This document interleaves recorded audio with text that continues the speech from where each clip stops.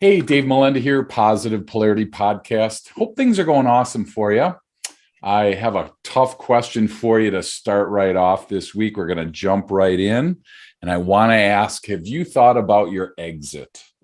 I don't know if that means in life, in business, and family. So we're going to unpack that whole thing here. I am honored to be hanging out with Marvin Storm. How are you today, sir? Hey, I'm great. Delighted to have this chance to chat with your audience about those business exits out there. Awesome. Well, great. You are the host of the Business Exit Stories podcast. So, the exit we're going to be talking about today is your business. So, you're safe. You don't have to worry. It's not about you leaving your family or moving out of town. So, we are going to talk with an expert planner on exiting. So, I'm really excited. Like I said before the show, I have some people that really wanted to learn from you. I have some clients that are in this stage in their life. So, why don't you tell me a little bit about what you guys talk about on your podcast each week? Let's start there. Well, that's great. A few years ago, I stepped away from my business and went through a process that most entrepreneurs, sometime or another, are going to go through. There's only a couple of things that can happen to your business if you're not planning on living forever. And you're either going to pass your business on to someone you know, and that's an employee, a family member, a partner, someone like that. Okay. Or you're going to, find someone that you don't know, a third party, and you're going to position your business to sell to them. I guess the third option, and not an attractive one, is that you'll voluntarily or involuntarily leave your business. And you'll liquidate and wind it down. And a lot of people do. You'd be amazed at how many people kind of opt for that option because they just don't think their business is worth a lot. And that is rarely the case. But they don't do anything to position their business Sure. prior to that time to be of interest to somebody else. So they do wind it down. And occasionally people get forced out of business because circumstances beyond their control and they have to Sure. file bankruptcy or whatever. But Gotcha. in my situation, my last exit I went through, and it was an exit that I'd had a couple of other businesses in my career, and I, was able to exit those businesses. But this last one was a little bit larger. It had outside capital involved, and I had boards of directors and bankers and a whole bunch of folks that I had to please and account to.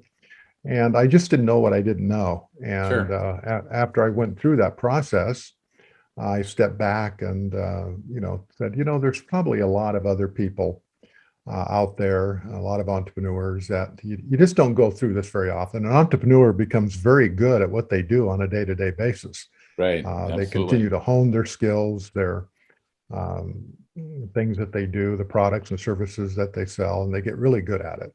But when it comes to exiting or selling the business, you only do that maybe once, twice, and some maybe three times your whole career, and you Right. just don't, uh, get good at it. Or very few people do actually, unless you're one of those rare serial entrepreneurs that buy and sell businesses as part of what they do. Sure. But for those of us that don't, you just don't. So as I stepped away, I thought, what I'm going to do is share my experiences of the decades I've been in business and, those experiences of people that do this for a living, the deal makers. So what I did is I started a podcast where I interview the people that make the deals happen. These are Okay. M&A specialists, mergers and acquisition people, advisors, business brokers, CPAs, attorneys, wealth managers, people that are involved in the transaction flow along the way, and have them bring and talk about their stories. The good stories that went well and people got a lot for their business, and those stories that didn't go so well, and maybe people barely were able to sell their business, and some unfortunately really sad stories where people really struck out at the plate Mhm. and got very little, if anything, for their business. And they're fascinating stories. And basically, what I get feedback all the time from people that listen to the podcast is that, boy, I don't want to end up like that guy. He sounds just like me. Sure. And so these takeaways, they don't have to go through the experience. They can learn from the experience of others. And That's kind of the format of the podcast. We just chat about stories that other entrepreneurs have had, good, bad, and some of the ugly ones too. Yeah. Wow. That's great. Well, and you touched on so much there. So thanks for sharing that. One thing that I want to ask you about was you kind of mentioned determining worth of a business. And, most entrepreneurs that are, like you said, running their business, they're really good at what they do. And when it comes down time to actually sell their business, like most things, they're probably not as prepared as they need to be. So did they find, let me put it this way, if somebody's listening and they're in that spot and they want to determine the worth of the business, where would somebody go, in a situation? Who am I looking for? Who am I, going to partner with to kind of help me understand the worth of my business? Well, that's a great question. And uh, it's a question that a lot of entrepreneurs really don't know the answer to because they don't do this very often and they don't have a network. And if they don't have somebody else that they know in the business, a similar business to theirs, or in their business network that they can ask, it's a difficult thing to do.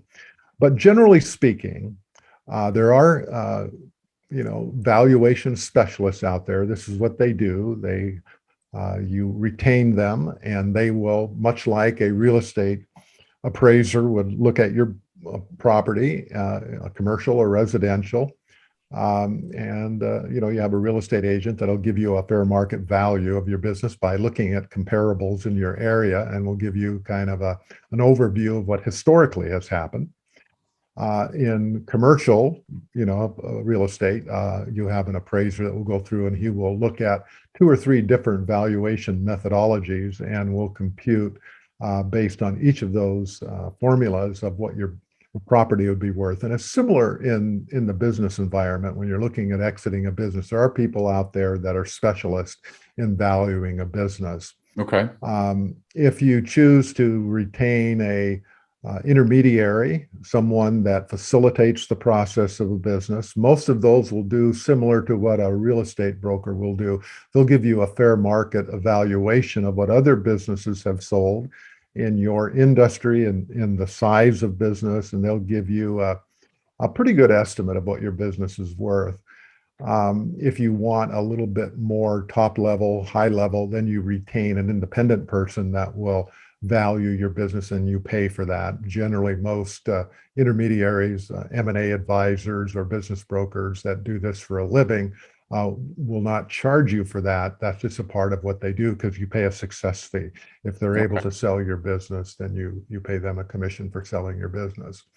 And so, but most business owners come from the perspective of they've worked so hard on their business and for so long, they've invested their blood, sweat, and tears into growing this business over years and sometimes decades to build that business. And they have this image of, or this price in their mind of what they think their business is worth. Sure. And interestingly enough, around 60%, in some surveys that have been done, about 60% of business owners have an unrealistic idea of what their business is really worth because they equate effort and investment of time and resources into what somebody else should pay for their business. And that's not how it works. Yeah. And all the missed soccer games with their kids growing up in the past 20 years, right? All that's got to be worth something, right? So are you finding people on one end or the other where they're either overvaluing, thinking it's worth, millions and millions of dollars when it's not, or you find them where I don't think this is worth anything, I'm just going to close it? I mean, is that kind of the two camps that you're seeing? Oh, on one extreme, people just think their business is worth all this money and it's unrealistic. Some people really don't think they have much to sell. As I said, some people really don't understand the value of what you have that would be worth to somebody else. I was at a few weeks ago, I was at a garage sale, and I was walking through they had a sign up, and I just pulled over because I was driving by. And I just stopped and was looking at all the stuff they had, and this guy had a piece of art, and I recognized the artist. And as far as he was concerned, somebody in his family had given it to him, and I recognized who Uh-oh. the artist was. And while he was, I kind of walked away and went online and looked, and I bought that piece of art for $5, and it was worth several $1,000s. And because he didn't have any idea of what the Sure. value was, Sure. and to him it wasn't worth a lot. Yeah. And that's that's somewhat how some people value their business. They Sure. think it's not worth a lot, but to somebody else, they have a customer list, they have a brand, they've been in business a long time. It's maybe worth more money to somebody else because they have a customer base that could use those products or services. And I've literally seen people wind down and liquidate their business for the assets they have and pass on, hundreds of thousands of dollars of what they could have gotten for the intellectual property in their business, the customer list, Sure. and things of that nature. They didn't know they didn't know. They don't know Yeah. what they don't know, Yeah. So I got a question, Marvin, that you popped in my mind when you were talking about that. I mean, there's this dollar amount that people are willing to pay, and let's use $1 million for simple math. It's everybody agrees that it's worth $1 million for this business. I think where the challenge comes in is how do you pay for that? Because I'm not seeing usually, and you correct me if I'm wrong, but I'm not usually seeing a small business that's worth $1 million that someone walks in and writes a check for $1 million and gains 100% access to everything the next day. Are there more conventional ways to pay for these? What are the terms? I guess I'm trying to look for some feedback on creative ways other than writing a check for $1 million. Well, just like you're buying a home, I always use the analogy of purchasing property. What someone will loan you on property is really determined on the type of property it is. If it's income property, they want to see the rentals and the expenses, and they want to know they will get an appraisal of what the replacement cost is, and they have factors. And there are lenders out there, both commercial and private lenders, that will lend on an asset, and a business is an asset. Okay. And if you have the things that the lenders are looking for, and you can validate that by historical financial statements and tax returns, and you can show what the revenue and income and the bottom line, the net profits are in that business, you can use the business to borrow, to get a loan to buy that business. Now, depending on your background and the leverage that you want to put on that business, whether the bank or the lender is going to require 10% down, 20% down, 35% down, really depends on the financials of the business and what your background is a lot of times, or the buyer's background is Gotcha. a lot of the time. Okay. So is owner financing something that is, I mean, obviously in the reality of real estate, probably not as prevalent, but is that prevalent to see an exiting owner finance a purchase for somebody, or is that not a good idea, or what are your thoughts on something like that? Well, owner financing is very common. Okay. At least some portion is very common in the business transactional world, in business exits and sales. Generally, depending on the size of the business, if you have a very small scale business and you are the primary chief cook and bottle washer to the business, Yep. you may not be able to finance a whole lot because you are essential to the operation of that business. And if somebody else is going to step in and take over, they may not be willing to finance a lot of that business because you are so critical and essential to it. In other situations where you have a business that you aren't essential to the operations of the business, but there's a transition period of time, a buyer, especially a financial buyer that isn't going to step in and do what you're doing in the business, will want you to stick around. Sure. And in Okay. order to keep your attention, they will have what is referred to as an earnout. And so they may say, we'll give you 70% of we'll use $1 million as an example here. We'll give you $700,000 in cash. Okay. And they give you that cash. Now, they may be financing that 70% somehow. But as far as you're concerned, you're getting 70% in cash. It's going to be transferred into your bank account at closing. And they're saying, we'll want you to carry 30% as owner financing, and we'll pay you on an earnout basis 10% every year for the next 10 or 3 years. Okay. But you have to achieve 5% growth in top line, as an example. Sure. And as long as you achieve that 5%, you get your earnout. And they do that to keep your attention, to keep you interested and involved in the business, because they don't want you to sell the business, take 30% back and have you walk away the next day and put their whole business in jeopardy because you aren't around and you have so much product knowledge and knowledge of the customers and things of that nature. Sure. And so there are a lot of different ways that businesses purchases are structured. And it really depends on how important you are to the business and how profitable the business is. The ideal situation for an entrepreneur is to be absolutely non-essential to the business, that he has worked over a period of time to put together a good management team. And so he doesn't need to be there every day. And so when he steps away from the business just continues to run. And so a buyer coming in and looking at that situation, and you have the profitability to be able to, that makes it attractive to buy the business. You can, negotiate terms that you get 100% cash because the business you aren't essential to the business. And that's the ideal situation. And what you can do and what any entrepreneur should do is kind of try to position their business to be as close to that ideal as possible. Wow, that's great. Yeah, I remember when I owned my first business, my whole goal in my mind was to train myself out of a job so that you were able to have everybody run it without. And when I sold, they pretty much didn't miss a beat. And part of me there was an ego piece there, Marvin, that was like, oh, they're not going to do good without me, right?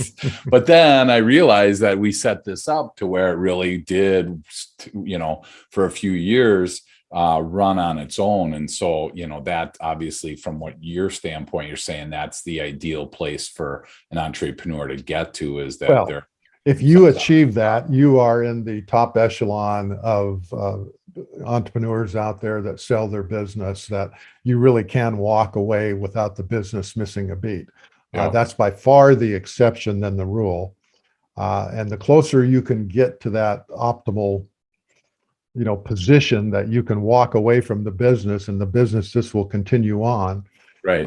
Then you have a whole new universe of buyers out there that are interested in your business, because there are what are called financial buyers that are looking for good businesses that have a good return, that they can buy and have a management team continue to grow and expand the business. And you will often get 2 or 3 buyers at the table at the same time bidding for your business. And that's where you want to be. Sure. So here's the $64 question, Marvin, is where in the world do you find these financial buyers?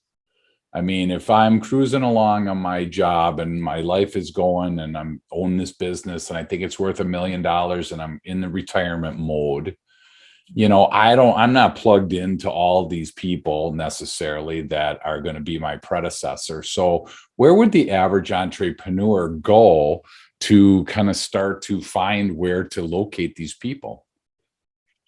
Well, that's a challenge because they're out there. And right now, when interest rates are so low and there's plenty of money out there to be able to buyers to be able to finance businesses. And there's a lot of private equity. That term private equity means that there are companies out there, groups that get investors into a fund. And the fund's mission is to find businesses to invest in. and to get a target return on. And so there are literally hundreds and thousands of private equity firms out there that are looking for good businesses to invest in. Okay.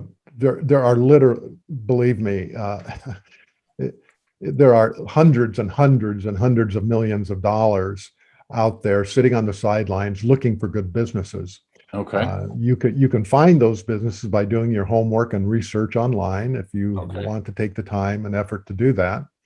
Another alternative is to find, an intermediary, an M&A advisor, a mergers and acquisition specialist, a business broker, depending on the size of your business, that already has all these contacts out there. They have maybe dozens, if not Sure. 100, Okay. private equity folks that they know of, and they know what the different funds are looking for. They know what the parameters are and what they will be interested in and what they will not be interested in. And they can literally pick up the phone and say, I have something you might be interested in here.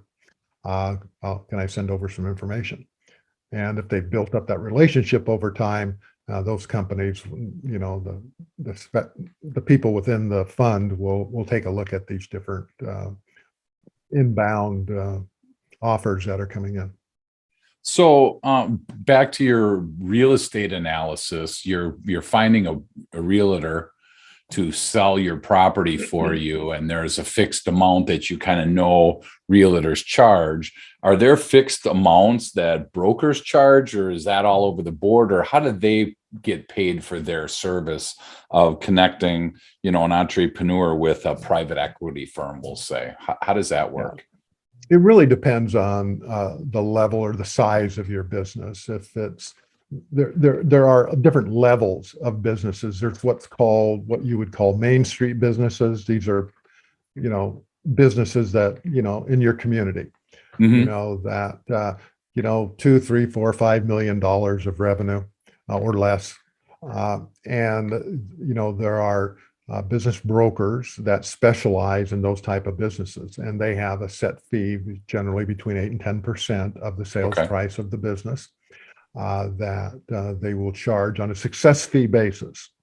That means they can do a lot of work. They can work for you for a year, and if they don't find a buyer, they don't get paid. Sure. And Gotcha. so the good ones, the people that are, kind of the top of the game in that Main Street environment, only take on businesses that they believe that have a high likelihood of being sold. So they will come in and take a look at your business and how you run your business, what the financial statements look like, how organized you are, and how much work it's going to take for them to find a buyer for your business.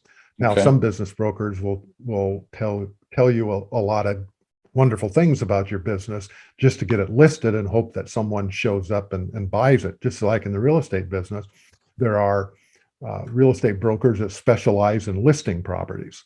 They don't focus on selling properties. They just use the multiple listing service. They will list the property, and they will get a portion of the commission for the transaction.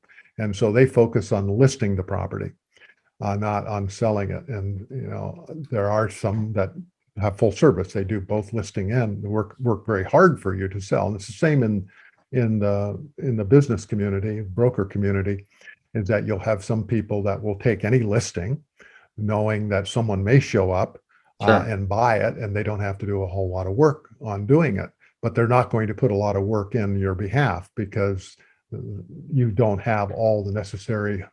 You haven't done your homework, and it's going to take a lot of work on their part to pull all of the information together.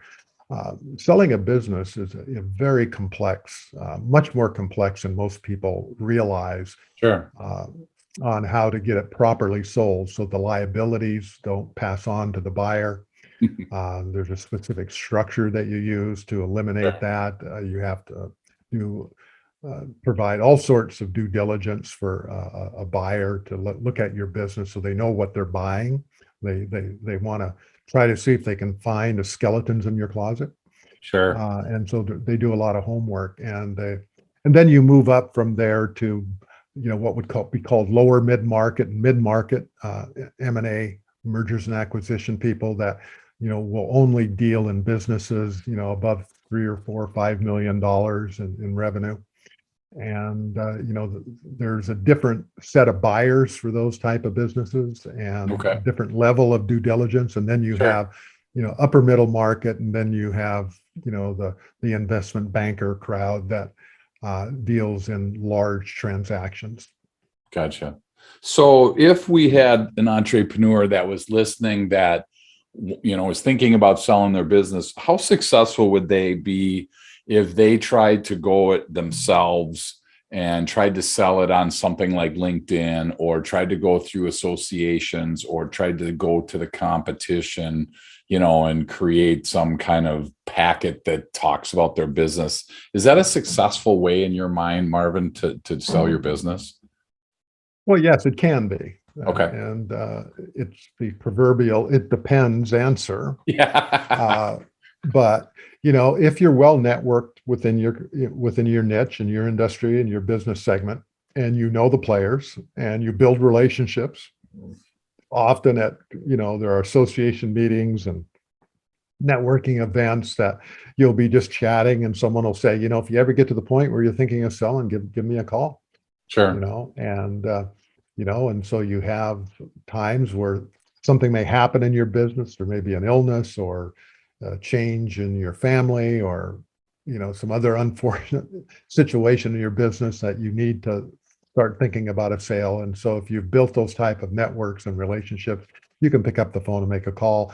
And a lot of times it's a very easy transition because they know you, they know of your business, they know your market, and those things happen all the time.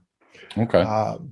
But as a general rule, that I would say 95% of the time, you need an intermediary to kind of facilitate that process, because you don't have the network. Okay. And the trick is that you may be able to find someone. I was just had an M&A advisor on my podcast a few months ago, and he was talking about a buyer, a seller that he met. The seller had found a buyer, a strategic buyer, someone that was in the industry that they were in, and it was an inbound call. They were just looking for someone like this company to acquire. And it was one of those things. It was just timing. The CEO, the founder of the company, took the inbound call. He entertained. He said, "Yeah, I might be interested." And it took about 3 months, and the deal was all but done. And then COVID hit. And everyone sort of took a step back. Yeah. And just going to wait and see what happened. And now he was all ready to sell. He'd sort of gotten into this frame of mind that he was ready to sell. And so he didn't want to stop. He had gotten all geared up emotionally that he wanted to sell. So he connected with this M&A advisor that I was interviewing on the podcast. And the M&A advisor, after 6-9 months after COVID was getting settled in, and the whole world everyone decided the world wasn't coming to an end after all. They went back to market. The M&A advisor then was able to put together a package, and they went back into the market and approached a number of other strategic buyers that they knew in the business. Okay. And get this, they ended up selling to the same person, the same group, that had the inbound call, but they had 3 other buyers at the table bidding on this business, and the buyer was the same buyer, but he paid 2.25 times more than his original offer for the business. And we're talking big bucks here. Yeah, gosh. Because he thought it was just timing. The owner of the business really didn't know what his business was worth. In this case, he undervalued it. And when the same buyer came back to the table, it was a strategic purchase or acquisition, and that buyer wanted the business. that's why they approached him in the first place. They wanted it, but they were just like everybody else. They took a step back. And when they came back around, when the M&A advisor reached out and recontacted them, they were still interested. And by this time, there were more people at the table, and they paid up for it. So the acquiring company would have got the deal of the century, at least of the decade, if they'd been able to consummate that deal. And the seller would have tremendously undervalued his business. So there is value to having someone that's really a specialist in doing, and they do this every day, all day long. Sure. They can add real value to the equation. Yeah, no, that's a great story. I mean, I think about the third party that you're talking about, Marvin. If they are going to charge 8 or 10% or whatever they're charging, let's just use 8% for simple math on $1 million, they're making $80,000. I mean, I can see where that's a big chunk of money. But again, it depends on the size of the business. That's for 8 to 10% on a lower end, and it goes much less, as you go down the road. But so if it was $1 million business, would they charge 8% if it was a business that was selling for $1 million? That was the asking price. They're in the 8% range, correct? Yeah. 7 to 10%. Okay, so so if they're getting $70,000 to $80,000 in that range, I mean, I almost feel like, are they adding enough value to where it's worth it for people? Do they sometimes get instead of $1 million, can they get $1.1 million for a business? I'm trying to. I run into people that have a hard time, swallowing the fact that I have to pay this large chunk of money to somebody. Just like we don't like paying 6% on $1 million house. Who wants to pay $60,000 out of your pocket for selling a house? I've done it. It's painful, but yeah, right. But I mean, that's how kind of life goes. But I just didn't know if it was one of those situations where, like me as a coach, if I'm not making you 5 or 10x on what you're paying me, then I'm not really doing, adding value. Are these people paying for themselves? I guess is the easiest way to say that. Are they trying to pay for themselves in this, or is it just a cost of doing business? No, I think that again, it depends on the specific type of business and the amount of work that they're going to do for you. But I would say, as a general rule, an intermediary will always will generally pay as much as they're being paid, or if not more. Okay. And I have ample experience and just know that in this case, the example I just gave you is a kind of on a far extreme, but I've had situations, that I'm familiar with, that have been, stories on the podcast where it's been 10x return.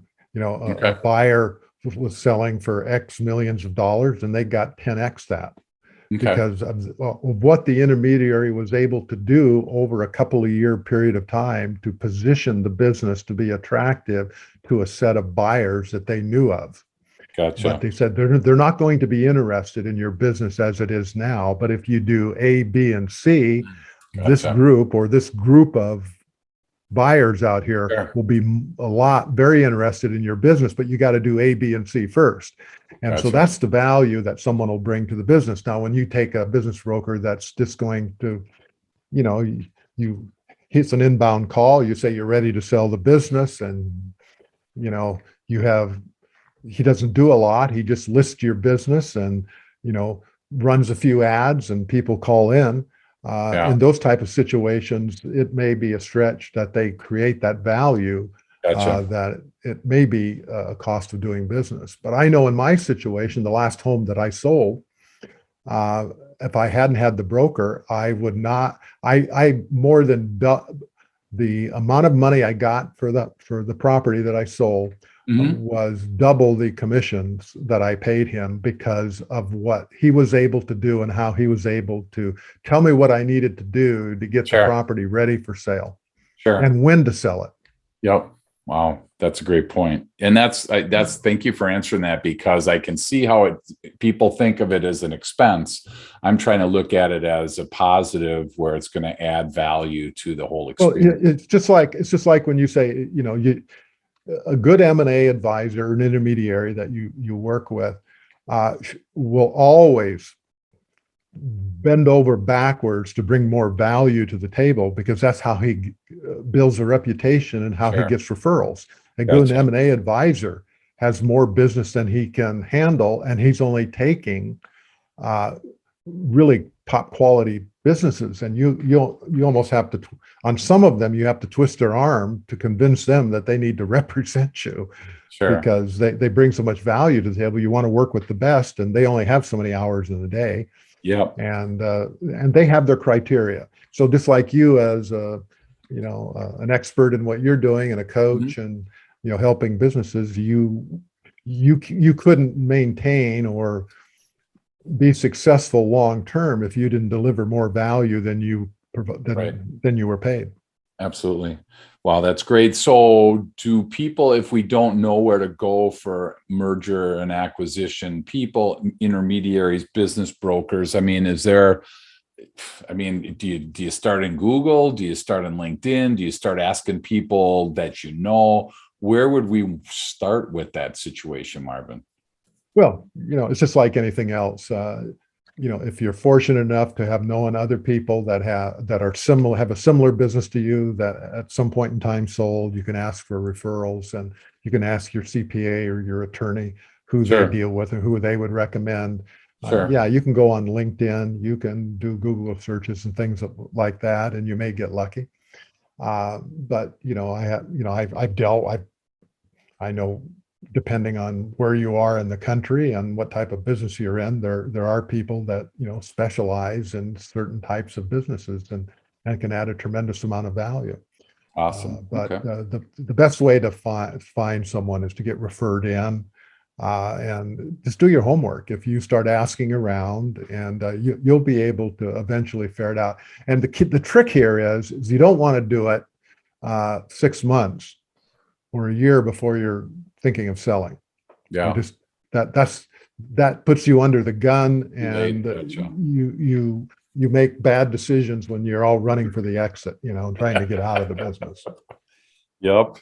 Wow. Yeah. If you know how to use the exit row at the airplane, that's probably not a good situation, right? Hopefully, you never have to I'm figure it. writing a book right now called "Pack Your Parachute," Oh, and nice. I'm it's based on my experience and all the experiences of the people that are on my podcast, and all the inbound questions that I get. How do I do this? Sure. And so I used a metaphor. The pilot doesn't pack his parachute when his engines are on fire. He has his parachute already packed. And so when there is an issue or a problem, he can grab it and jump, knowing that it's going to open. Sure. And so I use that metaphor, is that's how a business owner should perceive his business.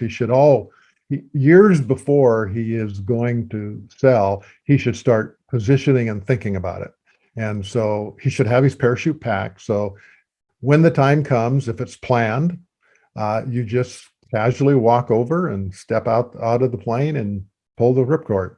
Yeah. If there's an emergency, Yeah. an illness, a death, something happens to you personally that you need to hurry up and exit your business, your parachute's already packed, and Yep. you're prepared for it. That's awesome. So you then help people, you come alongside people and help them along the way, it sounds like, for you. I'm trying to understand where you fit into this for entrepreneurs listening that are in that, you know, thought process that selling is actually going to be in their near or somewhat near future. Yeah, as I said, I didn't. This wasn't my career path. When I got out of college, I was going to run a business and then sell it, and then help other people plan for Sell it, their yeah. exit. That wasn't about my career path. But I did go through several exits in my career, and this last one, if I'd have been better prepared, I would have done better for myself, quite frankly. And it worked out okay. But you don't know what you don't know. And when I was all Right. done and said with it, I stood back and said, geez, you know I could have done better, Sure. and that's why I started the podcast, and the podcast led to, me being introduced to a lot of different people that needed, input and advice, and be connected with the right intermediaries, and just some insight, and that's leading to a book, and I'm doing coaching, just helping people along. Sure. It's just been a phenomenal journey. And, uh, you know, it is so interesting that over 88% of entrepreneurs out there that have a business, 88% of them have never thought or given serious consideration to how they're going to get out of their business. They may spend, a year. They may Hmm. spend all sorts of time figuring out what business they're going to get in and how to get in the Sure. business and do all Yep. this homework and research, but they won't give, 10 minutes to how they're going to get out of it. And they may Sure. work a decade, 2 decades, sometimes a lifetime, and never think about how they're going to monetize everything that they've worked so hard to create. Yeah. And that's the big payday. That should be the big payday. Yeah. And people just rarely are able to optimize the value of their business without planning. Exits don't happen automatically. It's not magic that a great exit happens.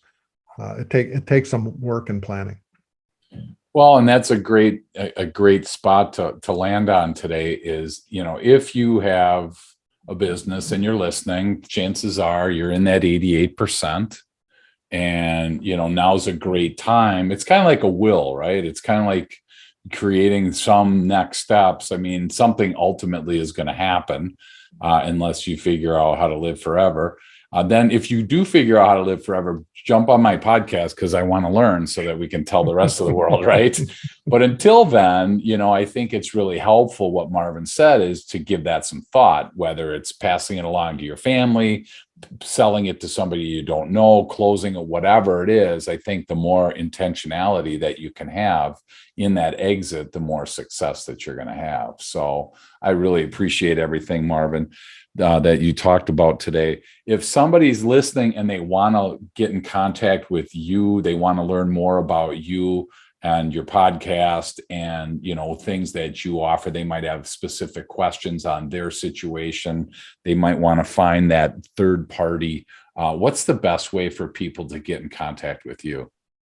And probably the best way is that I get a lot of questions, from people I know in the business and on the podcast. And I've prepared a little report, and you can subscribe to the podcast wherever you get your podcast, Apple Podcasts or Stitcher, wherever you get your podcasts, Spotify, just by searching for business exit stories and just subscribe. Okay. I've also prepared a report that if you just go to the business exit stories /report 2, one word, report 2, numeral 2, you'll just be able to download this report, and there'll be information in there if you wanted to take a peek and learn a little bit more about how to think about your business and how to optimize the value of your business. It's not that hard if you do the right things. Awesome. And, again, I know us as entrepreneurs, we love to do everything ourselves. This is probably one of those things that you probably don't want to do yourself. I think that, Marvin's point is very well, taken, that our goal here for a business broker, a third party, is to actually make you more money, at least pay for themselves for their work that they're doing for you. And I know how painful it is to try and evaluate your business, try and find somebody that wants to buy it. Then once you find somebody, what are the terms going to be? How is it fair? How can we create a win-win situation? There's just so many things that you don't think about until you're right in it, to Marvin's point. So, utilize Marvin to at least talk about some next steps, create a plan, go to, the business exit stories and get that report. I mean, there's a lot of tools here for you. So our goal each week is to bring those types of tools. And this one's awesome for people that are thinking about selling their business. So one last question for you. When is your book coming out, Marvin? Well, I'm working hard on it. It's going to have a lot of great stories, all case studies, all actual facts of transactions that actually took place and the Okay. takeaways and what you can learn from these. It should be out sometime mid next year. Awesome. Well, great. Looking forward to reading that. Sounds like a lot of fun. And again, if you're listening, check out the Business Exit Stories podcast. Great place to learn about what other people have done, what other people are doing. And I think, again, it's always helpful to understand that you're not the only one going through it. And I know when I listen to a podcast and I go, oh my gosh, somebody else has that same thought, it's just really comforting to know that I wasn't the only knucklehead that did that way or didn't do it that way. So thank you so much, Marvin, for all this information. And we look forward to learning more when your book comes out, and keep me posted on when that happens. All right. Well, it's been a delightful chat. I just get really pumped up every time I talk about this, because every entrepreneur should want to, monetize and optimize all that hard work, that decades, if not a lifetime of hard work that they put in, and so many times they don't. Yep, I couldn't agree with you more. And the other side, like we talked about, it's probably not worth $100 million.